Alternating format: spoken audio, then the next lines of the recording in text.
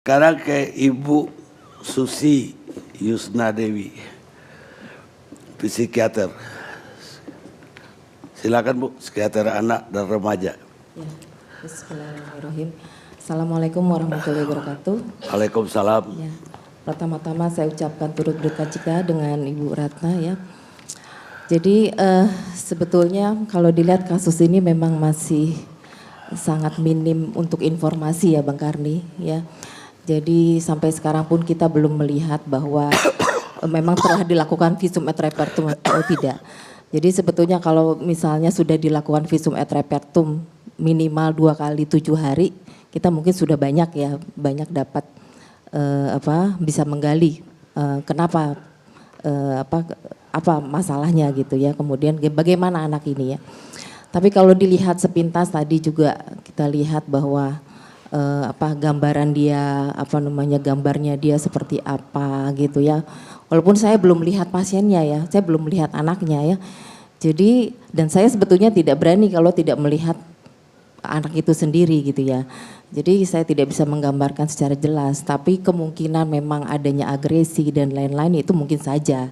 Ya kalau kita lihat tadi dari gambaran dari bapak tetangga ya kita lihat bahwa sebetulnya anak ini baik-baik aja gitu kan, nggak kelihatan. Tapi memang dia kelihatannya anak yang cukup cerdas, pandai menggambar, ikut taekwondo dan lain-lain ya. Jadi sebetulnya nggak ada masalah dalam aspek kognitif.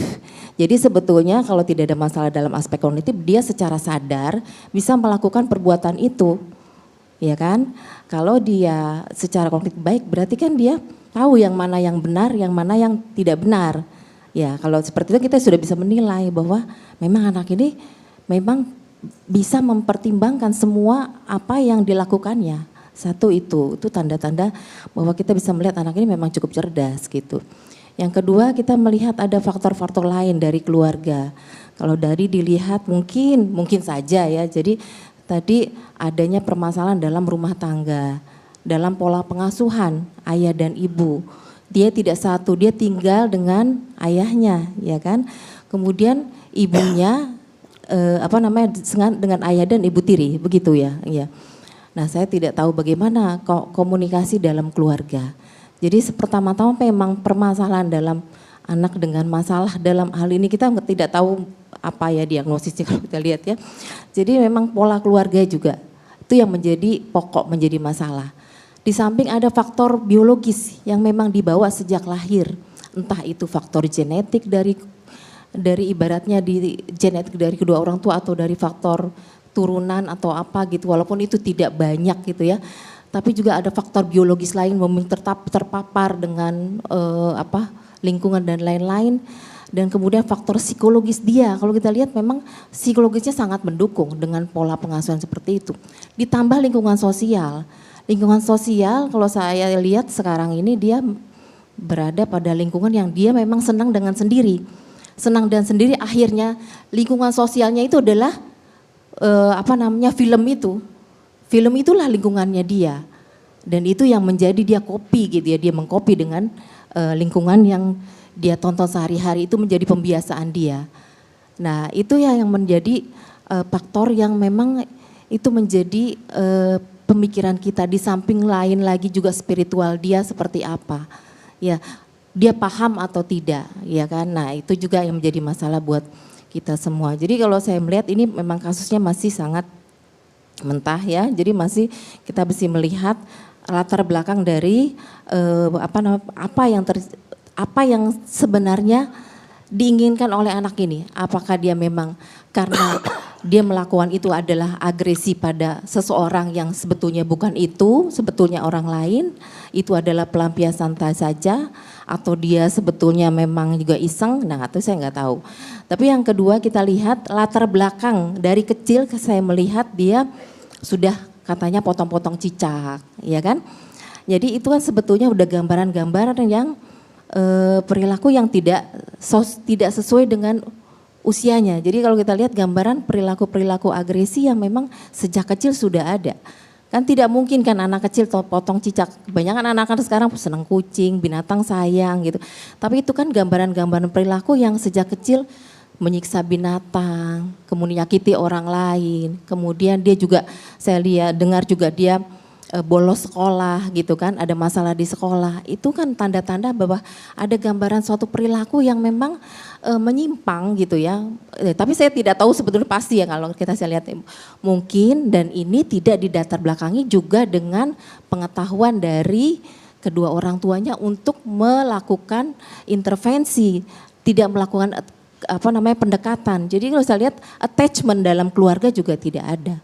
Ya itu mungkin sekilas ya, jadi bagaimana pola pengasuhan dalam keluarga, attachment, jadi kedekatan antara anak dengan ibu, kedekatan antara anak dengan bapak, itu kita lihat ya gambaran saya sih ya mungkin itu ada sesuatu yang kurang, dan inilah yang menyebabkan anak itu menjadi pribadi yang sendiri, tidak punya teman, tidak punya orang tempat dia berkeluh kesah, sehingga timbullah ada agresi-agresi. Ya sebetulnya anak ini sangat disayangkan, ini perlu penanganan sebetulnya ya, perlu direhabilitasi, penanganan psikologis yang bisa melihat jadi bagaimana dia nanti berkembangnya. Dia masih umur 15 tahun, jadi masih panjang sebetulnya harapannya, apalagi anak ini cerdas. Apa yang akan kita lakukan berikutnya, jadi itu yang menjadi pemikiran kita. Ya begitu Bang Karni. Itu baru tuh anak itu. Sekarang pertanyaannya secara psikologi. Mungkin juga ada penelitian di psikiater juga. Pengaruh dari perkembangan sekarang ini, media sosial, film, game, terhadap anak-anak ini besar atau bagaimana sampai kok jadi tren membuli temannya, baik dengan fisik ataupun dengan verbal. Dan belakangan juga kekerasan fisik yang sampai menyebabkan mati. Mungkin ada penelitian di psikologi atau di psikiater yang Ibu pernah dengar. Pertanyaan yang sama juga untuk Ibu Tika. Ya, jadi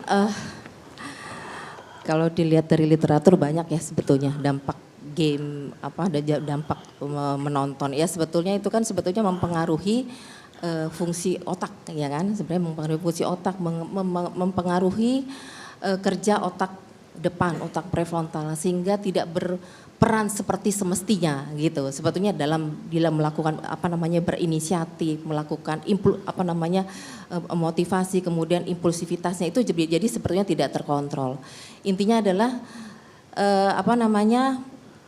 ya banyak penelitian-penelitian tentang bagaimana aktivitas dari anak-anak sekarang dengan media sosial, game, addiction dan lain-lain itu sebetulnya berpengaruh pada otak, itu sudah tidak diragukan lagi sampai sekarang ya. Nah apalagi sekarang kondisi sekarang ini kita lihat anak itu lebih suka dengan gadgetnya. Jadi sebetulnya gitu kan, lebih suka dengan gadgetnya dibandingkan dengan pergi hangout dengan teman-temannya. Jadi dunianya adalah dunia gadget. Ya, kalau dia bermain dia bisa lewat gadget, berketawa-ketawa dengan teman-temannya lewat gadget. Nah, seperti itu yang sebetulnya jadi harusnya memang ada aturan. Kalau menurut saya, kalau di luar negeri seperti misalnya aturan bermain gadget itu ada slow down misalnya. Jadi setelah 3 jam dia main gadget itu internet akan memati sendiri gitu, 3 jam itu udah slow gitu, jadi sehingga lama-lama dia nggak bisa kan, jadi lama-lama dia matikan. Ada aturan-aturan seperti itu, dan itu yang sebetulnya saya berharap sekali ada aturan kebijakan di negara kita untuk memberlakukan jam-jam tertentu untuk anak-anak itu tidak memegang gadget. Intinya seperti itu. Ya, jadi sebetulnya sangat sulit kalau untuk menahan anak untuk tidak memainkan gadget. Nah, itu sangat sulit karena dia akan akan protes ya kan, karena lingkungannya seperti itu. Jadi sebetulnya yang kita harapkan adalah jadi sebagai orang tua itu harus melatih self control mereka. Bagaimana bisa mengontrol diri mereka sendiri, bagaimana mereka sadar bahwa alat ini salah satu satu sisi berfungsi, satu sisi juga berfungsi jelek lah, ibaratnya seperti itulah. Nah itu bagaimana orang tua bersama-sama ayah dan ibu untuk memberikan pengasuhan yang baik, sebetulnya itu Intinya adalah seperti itu. Jadi memang ada orang tua, bukannya ada, sekarang anak-anak orang tua sekarang yang memang berpendidikan tinggi, kebanyakan mereka pulang karena guilty feeling. Jadi rasa bersalah terhadap anaknya karena mereka kurang attach dengan anaknya, akhirnya mereka memberikan apapun yang anak minta. Sedangkan orang yang misalnya pendidikannya rendah, itu mengasih gadget karena dia mau kerja. Gitu kan, dia mau kerja, anaknya dikasih gadget. Jadi biarlah dia misalnya kuli nyuci, kuli apa, anaknya biar main gadget di rumah, asik main TV, nonton TV dan lain-lain. Jadi sebetulnya sekarang itu sama, intinya adalah bagaimana pola pengasuhan anak orang tua ini yang harusnya dirubah. Dan kemudian aturan dari ini, saya pikir dari aturan dari, ada Bapak Menteri ya, mungkin aturan dari pusat bagaimana sih untuk mengontrol, untuk gadget itu kenapa nggak bisa seliweran masuk gitu, seliweran nggak diinginkan tiba-tiba ada porno. Nah kan anak-anak pengen tiba-tiba kebuka. Kalau anak-anak yang impulsif dia yang bermasalah di dalam otaknya dia langsung buka, dia langsung senang dan besok dia akan ketagihan dan itulah lama-lama yang tadinya kan behavior perilaku kan, yang tadinya memang cuma iseng-iseng akhirnya ya jadi ketagihan. Sama sebetulnya behavior, jadi adiksi dari gadget itu lebih parah bahkan daripada adiksi dari narkoba. Karena narkoba kalau dia intoksikasi dia bisa fatal, bisa mati. Kalau ini enggak, fungsi sosialnya terganggu, fungsi adaptasinya terganggu, fungsi dalam dirinya bekerjanya itu juga terganggu. Jadi semuanya hendaya. Nah ibaratnya seorang anak yang tumbuh besar tapi semua brainnya itu rusak, akibatnya dia lemah dalam dalam beraktivitas fungsi sosial, pekerjaan, pendidikan dan lain-lain. Itu yang sebetulnya yang kita sayangkan adalah itu sebetulnya yang jadi musuh kita sekarang ini adalah bagaimana untuk mengatasi kecanduan gadget, kecanduan game dan lain-lain itu. Baik, satu lagi Bu, di luar gadget, pelaku ini mengaku terpengaruh oleh film-film horor yang dia tonton. Dan juga Salamander tadi ya juga dibikin film, bikin play game juga. Sejauh mana ini membuat anak-anak jadi agresif kalau dia menonton film horor, film apa, menurut analisa psikologi dan psikiater? Iya, jadi sebetulnya itu kan dia tonton film dan itu berakibat terreminding kan sebetulnya ya. Lama-lama dia mengikuti karena saking seringnya dia sehari 2 kali, sehari 3 kali, sehari 4 kali kan lama-lama dia reminding ya. Jadi secara impulsivitas dia mengikuti. Walaupun faktor itu hanya salah satu ya. Jadi kan sebenarnya banyak ada faktor lain ya. Jadi bukan hanya dia nonton. Ada banyak anak yang suka nonton tapi dia tidak melakukan agresivitas ya kan. Tapi ini kan ada masalah lain, faktor biologi, nature-nya dia yang bermasalah dari sejak mungkin dari kecil ya, kemudian dibawa. Nurture-nya dia dari pengaruh lingkungannya yang berpengaruh, kedekatan orang tua yang tidak ada, kemudian dari aspek psikososialnya juga kurang gitu kan. Itu banyak faktor yang berkontribusi sehingga dia melakukan seperti itu. Ya jadi bukan hanya salah satu, bukan hanya dia karena nonton itu juga. Jadi banyak faktor yang saya lihat memang itu saling berhubungan satu sama lain dan akhirnya dia tercetuslah dia menjadi anak yang agresif gitu dan tidak ada kontrol diri. Dan melakukan itu dengan secara sadar dan lack of empathy. Lack of empathy dia tidak sama sekali tidak ada rasa kasihan kepada anak itu kan.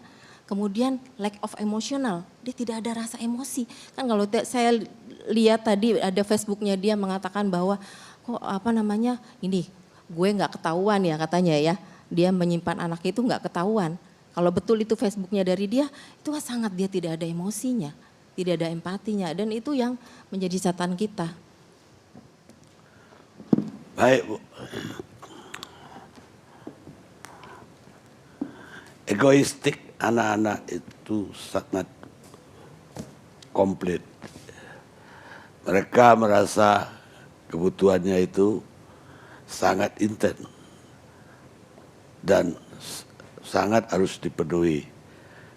Kata Sigmund Freud, bapaknya analisa psikologi. Kita rehat sejenak.